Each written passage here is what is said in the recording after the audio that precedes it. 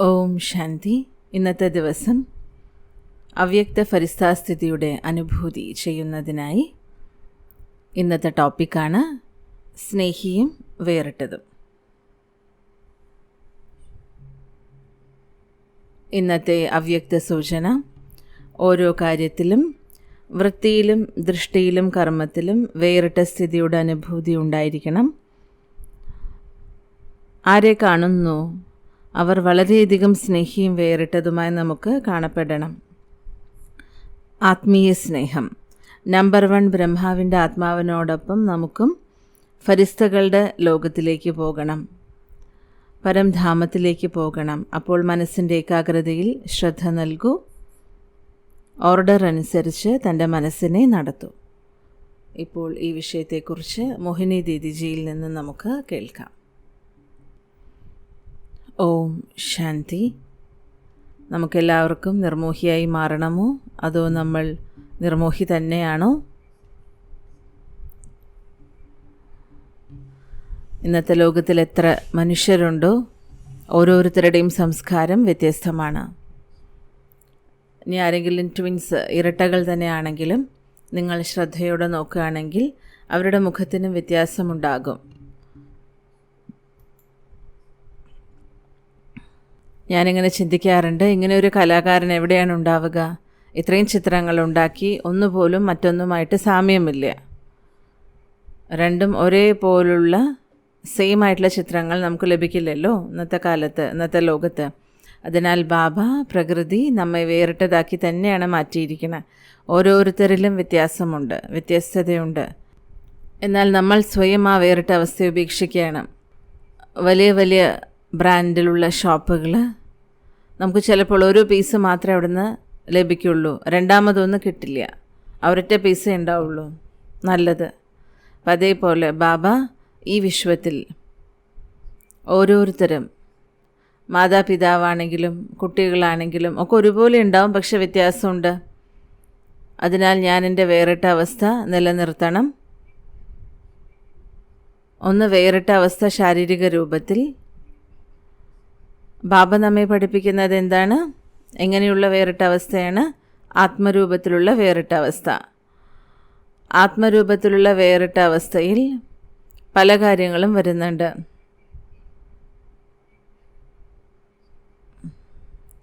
ഒന്ന്, ബാബ താമരപ്പൂവിനെ പോലെ വേറിട്ടതായിരിക്കാൻ പറയുന്നുണ്ടല്ലോ. കമലപുഷ്പത്തിന് പല സംബന്ധികളുണ്ട്, വേര് മുതൽക്ക് നോക്കുകയാണെങ്കിൽ.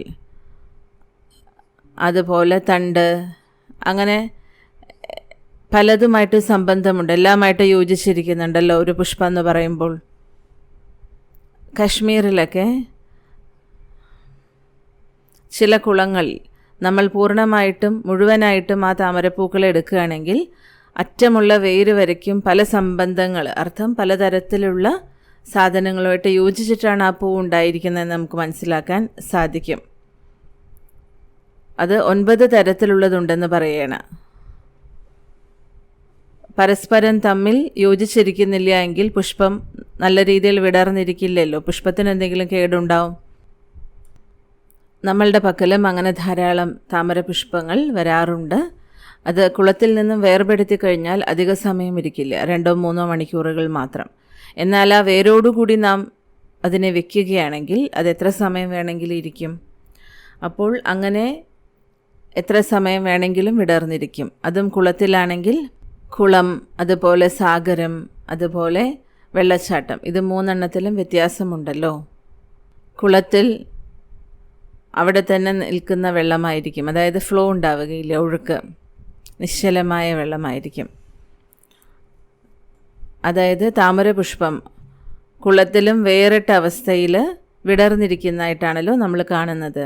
പക്ഷെ അതിൻ്റെ താഴെയുള്ള അറ്റം വരയ്ക്കും കുളത്തിലേക്ക് ചേർന്നിരിക്കും. അതിനർത്ഥം എന്താണ്? വേറിട്ട അവസ്ഥ എന്ന് പറഞ്ഞു കഴിഞ്ഞാൽ ഈ താമരപ്പൂവിനെ പോലെ നാം നമ്മുടെ ജീവിതത്തിൽ ചിന്തിക്കുകയാണെങ്കിൽ ഞാൻ ഒരാളുമായിട്ട് ഒരു ബന്ധവുമില്ല എന്നുള്ളതല്ല. ഡിറ്റാച്ച്ഡ് എന്ന് പറയുമ്പോൾ അതല്ല അതിനർത്ഥം. ഉള്ളുകൊണ്ടുള്ള സംബന്ധം നമുക്ക് എല്ലാവരുമായിട്ട് ആവശ്യം തന്നെയാണ്. ഈ താമരപുഷ്പത്തെ പോലെ വേറിട്ട അവസ്ഥയിലും ഓരോ ആത്മാവിനെ പ്രതിയും തൻ്റെ ദൃഷ്ടികോൺ, തൻ്റെ മനോഭാവം, അതിനോടൊപ്പം ഓരോ ആത്മാവിനെ പ്രതിയും ശുഭഭാവന നമുക്കുണ്ടായിരിക്കണം. എനിക്ക് ആരുമായിട്ട് ഒരു ബന്ധമില്ല എന്നുള്ളതല്ല വേറിട്ട അവസ്ഥ എന്ന് പറഞ്ഞാൽ അർത്ഥം. അങ്ങനെ ഒരിക്കലും നമുക്ക് സാധിക്കില്ല. ഓരോരുത്തരുമായിട്ട് നമുക്ക് സംബന്ധമുണ്ട്, ആത്മീയ സംബന്ധം, കണക്ഷനുണ്ട്. എത്ര ആവശ്യമുണ്ടോ നമുക്ക് കണക്ഷൻ വയ്ക്കാനും സാധിക്കും. ഈ ആത്മീയ വേറിട്ട അവസ്ഥ, നിർമോഹത്വം, കമലപുഷ്പത്തിന് സമാനമാണ്. ഓരോരുത്തർക്കും തൻ്റെ സ്വമാനത്തിലിരിക്കാനും സാധിക്കണം ഇതിലൂടെ. എന്തുകൊണ്ടെന്നാൽ ഞാനിന്ന് ചിന്തിക്കുകയായിരുന്നു, തൻ്റെ ശരീരത്തെ പ്രതി നല്ല ഭാവന വയ്ക്കുക പ്രകൃതിക്ക് ബഹുമാനം നൽകുന്നതിന് സമാനമാണ്. അങ്ങനെയെങ്കിൽ പ്രകൃതി ഒരിക്കലും സമയത്തിന് നിങ്ങളെ ചതിക്കില്ല. വെള്ളത്തിൻ്റെ അഭാവമുണ്ടാവില്ല. അതേപോലെ കൊടുങ്കാറ്റ് പേടിക്കേണ്ട ആവശ്യമില്ല. എന്തുകൊണ്ടെന്നാൽ പ്രകൃതിയെ നമ്മൾ പ്രൊട്ടക്റ്റ് ചെയ്യുന്നുണ്ട്, പ്രകൃതിക്ക് യോഗദാനം ചെയ്യുന്നുണ്ട്.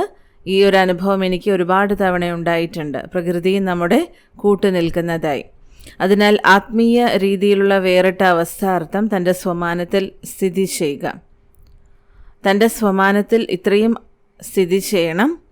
നമുക്കെപ്പോഴും അവരിങ്ങനെയാണ്, ഇവരങ്ങനെയാണ് എന്നുള്ള ചിന്ത കൂടാതെ, അവരിത്ര ചെയ്തു അതുകൊണ്ട് ഞാൻ ഇത്ര ചെയ്യട്ടെ എന്നുള്ള മത്സരബുദ്ധി പാടില്ല. അവരിങ്ങനെ ചെയ്യുന്നതുകൊണ്ട് എനിക്ക് എന്തുകൊണ്ട് ചെയ്തുകൂടാ എന്ന് നമ്മൾ ചിന്തിക്കരുത്. ആരംഭത്തിൽ ഒരുപാട് പേര് പറയുമായിരുന്നു, മോഹിനി ദീദി അവരിങ്ങനെ ചെയ്യുന്നില്ലേ, അതുകൊണ്ട് ദീദി ഇങ്ങനെ ചെയ്തോളൂ എന്ന് പറയും. പക്ഷെ ഞാൻ ചിന്തിക്കുന്നത് എന്താണെന്നറിയോ, അവരെന്ത് ചെയ്യുന്നു അത് അവരുടെ കർമ്മത്തിൻ്റെ അക്കൗണ്ടിലേക്ക് വരും. അതിൽ എൻ്റെ കർമ്മക്കണക്കില്ലല്ലോ. ഞാൻ ചെയ്യുന്നത് മാത്രമേ എൻ്റെ കൂടെ വരൂ, അവർ ചെയ്യുന്നത് അവരുടെ കൂടെ മാത്രമേ പോകുള്ളൂ. നിങ്ങൾ ആത്തം പ്രകാശ് ഭായിജിയുടെ ടോളി ഡിപ്പാർട്ട്മെൻറ്റിലുള്ള ആത്തം പ്രകാശ് ഭായിയുടെ കഥ നിങ്ങൾ കേട്ടിട്ടുണ്ടാവും. മധുബനിൽ വന്ന ആരംഭ സമയത്ത് ഓരോരുത്തർ ടോളി വേണം, ടോളി ഡിപ്പാർട്ട്മെൻറ്റിൽ നിന്നും ബ്രദറുടെ കയ്യിൽ നിന്നാണല്ലോ ടോളി വാങ്ങിക്കാറുള്ളത്. അപ്പോൾ ടോളി ഇത്ര വേണം സെൻറ്ററിലേക്ക് എന്ന് പറയും. ചിലർ 50 ടോളി വേണമെന്ന് പറയും, ചിലർ 100 ടോളി വേണമെന്ന് പറയും. അപ്പോൾ ഒരിക്കൽ ആത്തംഭായി ബാബയോട് ചോദിച്ചു, ബാബ ചിലർ 100 ടോളിയൊക്കെ ചോദിക്കുകയാണ്, അത് ശരി തന്നെയാണോ, 100 സ്റ്റുഡൻസൊക്കെ അവിടെ ഉണ്ടാവുമോ എന്ന് ചോദിച്ചു. അപ്പോൾ ബാബ പറഞ്ഞു, അവരെത്ര ചോദിച്ചു നീ കൊടുത്തോളൂ, ബാക്കി അവരുടെ കണക്കിൽ അത് വന്നോളും, എക്സ്ട്രാ ഉള്ളത് അവരുടെ കണക്കിൽ വന്നോളും എന്ന് പറഞ്ഞു.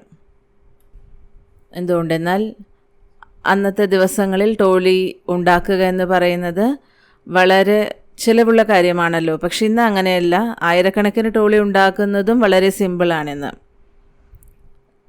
ഇന്നും എല്ലാവർക്കും ടോളി ലഭിക്കുന്നുണ്ടല്ലോ എപ്പോഴും മധുബനിൽ പോകുന്ന സമയത്ത്. പറഞ്ഞു വരുന്നത്, എത്രത്തോളം വേറിട്ട അവസ്ഥയിൽ നാം സ്ഥിതി ചെയ്യുന്നു, ആ വേറിട്ട അവസ്ഥയെ നമ്മൾ തിരിച്ചറിയണം. അതിൻ്റെ അടയാളമാണ് പ്രിയപ്പെട്ട അവസ്ഥ. എത്രത്തോളം വേറിടുന്നു അത്രത്തോളം സ്നേഹിയാണ്. വേറിട്ട അവസ്ഥയിൽ ഇരിക്കുന്നില്ലെങ്കിൽ നമുക്ക് എന്തെങ്കിലുമൊക്കെ തരത്തിലുള്ള ആകർഷണങ്ങളിൽ നമ്മൾ പെട്ടുപോകും. നിങ്ങൾ പ്രിയപ്പെട്ടതാണെങ്കിൽ തീർച്ചയായിട്ടും വേറിട്ട അവസ്ഥയിൽ നിങ്ങൾക്ക് ആവശ്യമാണ്. കാരണം പ്രിയപ്പെട്ടവരിൽ എല്ലാവരും പെട്ടെന്ന് ആകർഷിക്കപ്പെടുമല്ലോ, അവരിലേക്ക് ആകർഷണം ഉണ്ടാകും. സ്നേഹിയായിട്ട് മധുരമായിട്ട് പെരുമാറുന്നവരിൽ ഒരാകർഷണം ഉണ്ടാകുമല്ലോ. അതുകൊണ്ട് തീർച്ചയായിട്ടും വേറിട്ട അവസ്ഥയുടെ അഭ്യാസം നിങ്ങൾക്ക് ചെയ്യണം. ഇത് വളരെ നല്ലൊരു അഭ്യാസമാണ്. സംബന്ധ സമ്പർക്കത്തിലേക്ക് വരുമ്പോഴാണ് നമുക്കറിയുന്നത് എത്രത്തോളം വേറിട്ടിരിക്കണം പ്രിയപ്പെട്ടതാകുമ്പോൾ എന്ന്. വേറിട്ട അവസ്ഥയുടെ അഭ്യാസം നാം ചെയ്യുകയാണെങ്കിൽ നമ്മളിൽ നിന്നും എല്ലാവർക്കും ഒരാത്മീയ ആകർഷണം തീർച്ചയായും ഉണ്ടാവുക തന്നെ ചെയ്യും. പലരും എന്നോട് ഇന്നത്തെ കാലത്ത് ചോദിക്കാറുണ്ട്, നമ്മുടെ ദാദിമാരെ കാണുന്ന സമയത്ത് അവരിൽ ഉണ്ടാകുന്ന അതേ ആത്മീയ ആകർഷണം എങ്ങനെ നമുക്കുണ്ടാകാൻ സാധിക്കും എന്നുള്ളത്. പക്ഷേ ഇന്നത്തെ കാലത്ത് ഒരുപാട് ഉത്തരവാദിത്തങ്ങൾ അല്ലെങ്കിൽ ഒരുപാട് സേവനങ്ങൾ ചെയ്യുന്നവർക്ക് പോലും അതിനനുസരിച്ച് ദാദിമാരുടേത് പോലുള്ള ആകർഷണമില്ലല്ലോ എന്ന് ചോദിക്കാറുണ്ട് പലരും എന്നോട്. എൻ്റെ വ്യക്തിത്വം എന്തുകൊണ്ട് അങ്ങനെ ആകുന്നില്ല? ഒരുപാട് സേവ ചെയ്യുന്നുണ്ട്, പക്ഷെ ദാദിമാരെ പോലുള്ള വ്യക്തിത്വം നമ്മളിൽ കാണപ്പെടുന്നില്ലല്ലോ.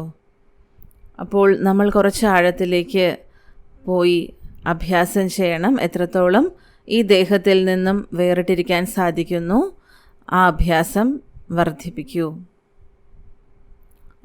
ഇതിനെ പ്രതിയാണെന്ന് ബാബ പറയുന്നത് ആത്മീയ വൃത്തി, അതുപോലെ ആത്മീയ ദൃഷ്ടി. മറ്റുള്ളവരെ കാണുമ്പോൾ അതിനനുസരിച്ച് കർമ്മത്തിലും ആ ഒരു വേറിട്ട അവസ്ഥ, നിർമോഹത്വം അനുഭവപ്പെടണം.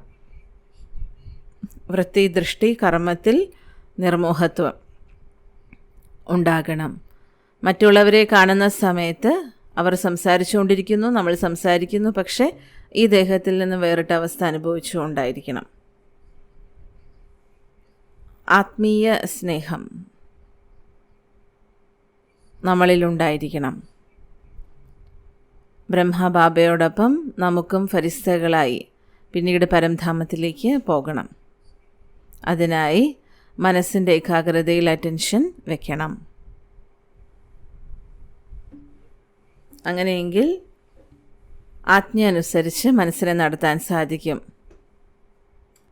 ആരോ എന്നോട് പറഞ്ഞിരുന്നു ഒരു കാര്യം, എൻ്റെ മനസ്സാണ് എന്നെ നടത്തിക്കുന്നത്, എൻ്റെ സംസ്കാരങ്ങളാണ് എന്നെ നടത്തിക്കുന്നതെന്ന്. ഓരോരുത്തരുടെയും സ്വഭാവം അങ്ങനെയാണല്ലോ, അവർക്ക് തോന്നുന്ന ഇടത്തേക്ക് പോവുക. ചിലത് അവർക്ക് നല്ലതായി തോന്നില്ല.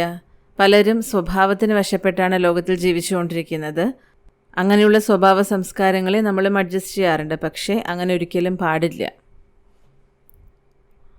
നമുക്ക് അവനവനെ പ്രതിയാണെങ്കിലും മറ്റുള്ളവരെ പ്രതിയാണെങ്കിലും ഈ രീതിയിലുള്ള ഭാവന ഉണ്ടായിരിക്കണം. അല്ലെങ്കിൽ മറ്റുള്ളവരുടെ വ്യക്തിത്വത്തിൻ്റെ പ്രഭാവം നല്ല രീതിയിൽ കൊണ്ടുവരിക എന്നുള്ളത് വേണ്ടത് തന്നെയാണ്.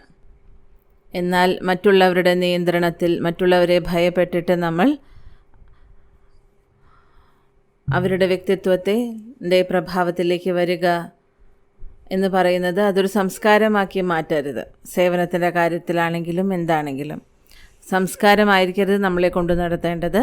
എല്ലാം ബാബയുടെ ശ്രീമത്ത് പ്രകാരമായിരിക്കണം. അതിനാൽ വളരെ ആഴമുള്ള കാര്യമാണ് സ്നേഹിയും വേറിട്ടതും. അതനുസരിച്ച് വളരെയധികം ആനന്ദദായകവുമാണ്. ഇന്നത്തെ ദിവസം ഈ ഹോംവർക്ക് നമുക്ക് ചെയ്യാം. ഓം ശാന്തി.